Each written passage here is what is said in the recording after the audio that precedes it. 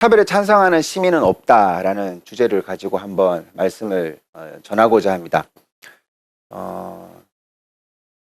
그런 시민은 없죠. 차별에 찬성하는 시민이라는 건 존재해서는 안 됩니다. 그런데 있죠. 우리 주변을 보면 그런 사람이 굉장히 많이 있습니다. 예를 들어서 학력에 따른 차별을 자신이 공부한 결과에 따른 공정한 대우다, 이런 식으로 설명하는 사람이 많죠. 또 노동자에 대한 차별을 본인이 어떤 노력을 했느냐, 즉 그 노동의 지위에 따른 합당한 대우다, 이런 식으로 차별하면서도 그것은 차별이 아니다라고 하는 사람들, 혹은 하는, 여러분들이 그런 분들을 만나기도 하겠지만 본인도 그런 말을 하는 그런 사람일 수 있을 것입니다. 자, 그래서 우리가 이제 왜 차별이라는 것에 대해서 둔감해졌는가, 왜 차별에 찬성하게 되었는가라는 어떤 배경에 관한 이야기, 그것을 한번 짚어보면서 우리가 행복하게 살기 위해서는 어떤 사회를 희망해야 되는가, 그리고 우리는 그 사회를 만들기 위해서 실제로 무엇을 할 수 있는가, 이런 것들에 대해서 한번 이야기를 해보고자 합니다. 우리는 왜 차별에 찬성하게 되었는가라는 것은 우리가 어쩌다가 이 지경에 이르렀는가라는 질문이죠. 그 개인의 어떤 타고난 버릇은 아닐 거예요. 태어날 때부터 나는 차별을 찬성할 거야, 그런 사람은 존재하지 않을 겁니다. 익숙하게 그 사회에 살다 보니까 별 수 없잖아, 현실이 그러하잖아, 그런 식으로 뭔가 세상하고 타협을 하게 되는 것이죠. 오늘 그 타협이 어떤 식으로 이루어져서 우리가 차별을 하게 되었는지에 대해서 한번 말씀드리도록 하겠습니다. 우리의 사회적 배경을 이해하기 위해서는 우리의 경쟁이라는 것이 얼마나 공정하지 못한가에 대한 이야기를 먼저 나눠야 됩니다. 그리고 그런 공정하지 못한 삶에도 불구하고 우리는 사실상 공정하지 못한 사회에 대한 수정, 개선에 대해서 오히려 관심이 없어지게 됩니다. 어떤 그러한 문법이라고 해야 될까요? 흐름이라고 해야 될까요? 그런 것들을 한번 짚어보도록 하겠습니다. 우리 사회의 경쟁이 공정하다고 하는 사람은 이제 거의 없습니다. 예를 들어서 문재인 대통령도 취임 연설에서 이런 말씀을 하셨죠. 그러니까 기회는 평등해야 됩니다. 과정은 공정해야 됩니다. 결과는 정의로워야 합니다. 그러면서 뭔가 우리 사회의 어떤 조금 경쟁이라는 것에 대해서 새로운 시각을 이제 알려주고 싶은 그런 의지를 드러내셨습니다. 그 말은 아니라는 거죠. 경쟁이 그러니까 기회가 평등하지 않고 과정이 공정하지 못하고 결과가 정의롭지 못하다는 한국 사회를 그대로 반영합니다. 오늘 그 세 가지를 한번 짚어보고 거기에서 어떤 우리의 어떤 삭막한 현실로 이어질 수 있는지를 한번 볼게요. 자, 기회는 평등한가라는 질문을 던지면 사실상 2017년도에 그런 말 하는 사람은 너무나 사회를 모르죠. 여러분들도 이제 흑수저, 수저론 이런 거 별도로 검색 안 해도 다 알죠. 검색이 내 얘기야 막. 수저론이란 단어가 이렇게 시사 용어가 이렇게 나하고 접합되어서 설명될 수 있다는 건 굉장히 놀라워요. 그리고 노력 이런 단어들이 무엇을 뭔가 비꼬고 있는지도 다 아시죠. 다 아시죠. 그러니까 오늘날 이 기회평등이라는 것은 존재하지 않는다라고 우리가 이해를 해야 됩니다. 그런데 여기에서 이제 많은 사람들이 그럼 언제 기회가 평등했느냐 질문을 던집니다. 기회는 평등한 적이 없습니다. 그런데 그 불평등의 간격이 낮으면 비록 자신이 흑수저라도 한번 인생의 승부수를 띄워보는 거죠. 그러니까 집이 부자고 그러면 대학을 가고 하는데 영향을 크게 끼칩니다. 그런데 거기까지만 평가를 한다면 1, 2년은 진짜 바짝 한번 승부수를 띄울 필요가 생기죠. 그러니까 내가 흑수저인데 그 흑이라는 게 내 발목을 안 잡는 거예요. 몇 개의 허들만, 고비만 넘어가게 되면. 그렇죠? 그런데 같은 흑수저가 사실상 그 과거에 비해서 훨씬 더 흑이 아닌 수저임에도 불구하고 현대사회에서는 예를 들어서 기업에서 입사를 할 때 이렇게 면접관이 서류를 보면서 왜 어학연수를 안 다녀왔습니까를 물어요.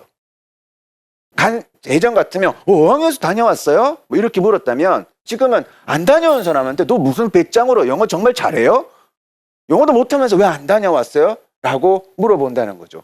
아니 무슨 어학연수가 우리 강주역에서 무슨 대전가고 하는 그런 결심으로 이루어지는 게 아니죠. 딱 그 순간에 내가 흑이라는 존재가 드러나는 거죠.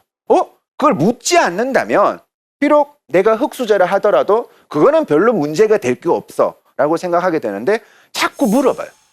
근데 지금은 뭐 어학연수는 기본이 되었고 봉사활동도 경쟁합니다.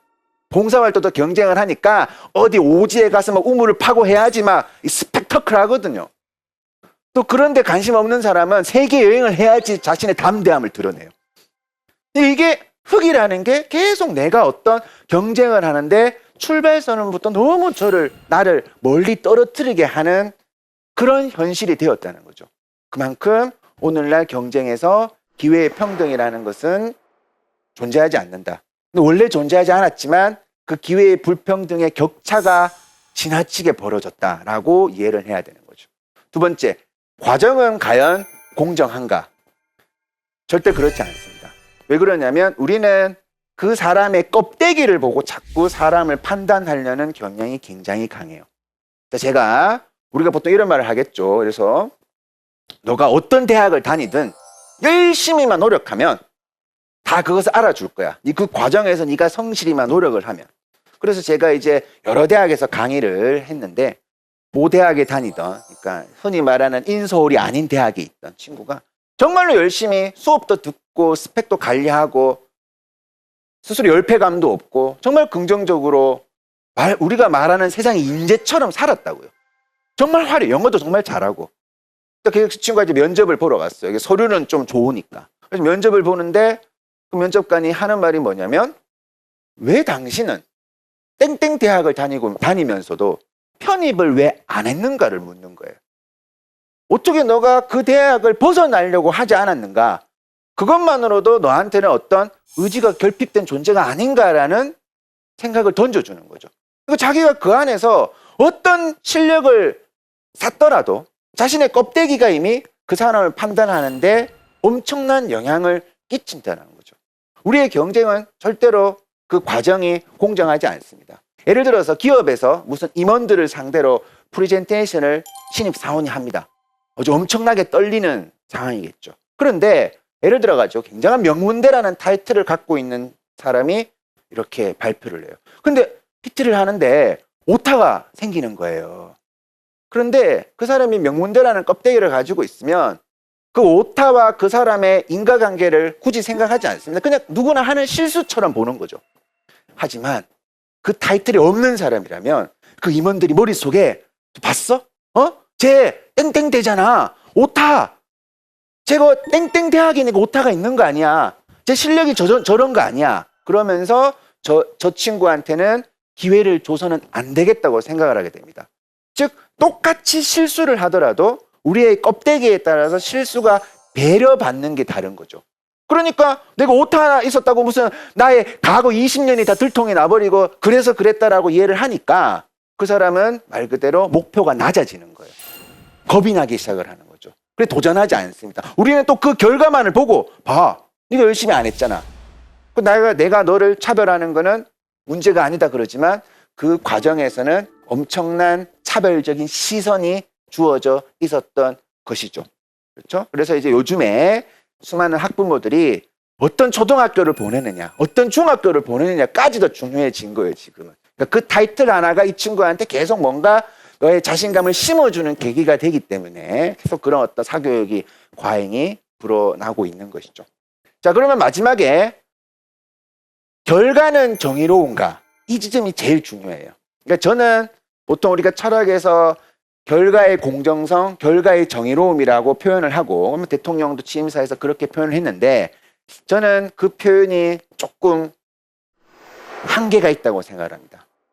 결과의 공정성, 결과의 정의로움이라는 표현이 아니라 결과는 평등해야 돼요.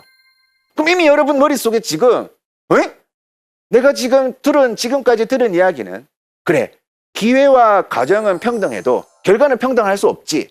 이 얘기가 아주 우리한테 진실처럼 들어왔어요. 그리고 제가 결과는 평등해야 됩니다라고 말을 하니까 머릿속에 막 복잡해지니까 그 두 개의 단어는 어울리지 않는 단어예요. 여기서 만약에 질의응답을 받으면 아니 선생님 뭐 명문대학교를 나온 사람과 그렇지 않은 사람이 급여가 똑같다는 말입니까? 그런 생각을 해요. 근데 그게 잘못된 생각이에요. 그게 바로 오해예요. 결과의 평등이라는 개념 자체를 완전히 우리가 잘못 이해하고 있다는 증거입니다. 결과의 평등이라는 것은 경쟁의 결과에 따라 가지고 누구나 똑같은 보상을 받으라는 이야기가 아니라 어떤 경쟁의 결과이든 누구든지 인간의 존엄성이 유지되어야 하는 평등을 뜻하는 겁니다. 두 명의 선수가 사각의 링에서 시합을 합니다. 그래서 챔피언이 도전자를 KO로 시켰습니다. 그렇죠? 그러면 그 KO로 진 사람하고 챔피언하고 똑같이 돈을 주라는 뜻이 아니라 비록 KO로 졌다고 하더라도 그 사람이 치료받을 수 있고 합리적으로 생활할 수 있는 개런티를 약속해야 된다는 거죠. 왜냐하면 우리는 다 사람이니까. 사람이 잘 살아가기 위해서 자본주의와 능력주의를 받아들이고 살아가는데 그 자본주의의 결과에 따라 가지고 누군가가 굉장히 인간의 존엄성조차 유지되지 않는 삶을 산다면 그것은 우리의 경쟁이 시작부터 잘못되었다라는 걸 뜻하기 때문이죠. 그래서 결과는 정의로워야 된다고 표현을 하면 굉장히 주관적으로 판단하기가 쉬워요. 우리의 정의라는 건 굉장히 내가 생각하는 정의는 사람마다 다 다릅니다. 그래서 결과라는 것은 객관적으로 어떤 경쟁의 결과, 즉 우리가 시험을 치고 해서 노동자의 소득이 나눠지고 하겠죠. 그래서 우리가 흔히 말하는 상류층이 아닌 사람, 노동에서 저임금 노동자로 살아가더라도 그 사람의 급여가 인간의 존엄성이 유지될 수 있는 수준이어야 한다는 거죠. 그런 의미에서 결과는 평등해야 된다라고 저는 생각을 합니다. 자, 그렇다면 이제 왜 우리 사회가 안 그런가 질문을 던지면 여러분들 워킹 푸어 이런 단어 아시죠? 근로빈곤층이라고 번역이 됩니다. 제가 생각하기에는 세상에서 제일 슬픈 단어예요. 사실상 우리가 푸어하지 않으려고 워킹하는 거예요. 부자 되는 건 다른 부자 되려면 워킹 말고 건물 짓고 해야 되겠죠. 가난이라도 모면하려고 우리가 워킹을 하는데 결과의 평등이 없는 사회에서는 그렇죠? 워킹해도 가난해질 수가 있어요. 그런데 그 개인이 과연 게을렀는가? 아니라는 거죠. 갑자기 비정규직이 늘었고 똑같이 주 40시간을 일하는데 내 급여가 달라지고 갑자기 어느 순간 내가 파견직이 되어 있고 최저임금은 진짜 무슨 60원씩 오르고 있고 또 이런 것만이 결과의 평등의 문제가 아닙니다. 예를 들어서 150만 원의 월급을 받았다 하더라도 사회의 공공성이 제대로 갖춰져 있으면 결과의 평등이 좀 유지되는 거죠. 내가 150만 원 벌었는데 누가 아프다고 100만 원이 나가는 일이 없고 사교육비로 50만 원이 나가는 일이 없고 또 주거의 공공성, 월세로 60만 원 나가는 일이 없으면 내가 저임금 노동자라 하더라도 인간의 존엄성이 유지될 수 있는 수준에서 살아갈 수가 있어요. 그렇죠. 그러나 우리는 그러한 여러 가지 사회 구조의 문제가 얽히면서 이래도 가난한 사람으로 살아가게 됩니다. 객관적으로 잘못된 현실이죠. 그럼에도 불구하고 여기서 가장 큰 문제가 발생하죠. 어떤 워킹은 푸어해요. 그러면 그 사회에 푸어하지 않을 워킹을 얻기 위해서 제한된 일자리 뒤로 사람들이 적체되기 시작을 합니다. 그리고 그 바늘구멍을 통과하기 위해 가지고 경쟁의 목록들을 하나 둘 강화하기 시작을 하죠. 되게 아이러니가 발생을 하는 거잖아요. 우리 사회가 경쟁이 불공정한데 불공정해서 워킹푸어가 있는데 그래서 더 경쟁에 몰입하게 되는 일이 발생하게 되는 겁니다.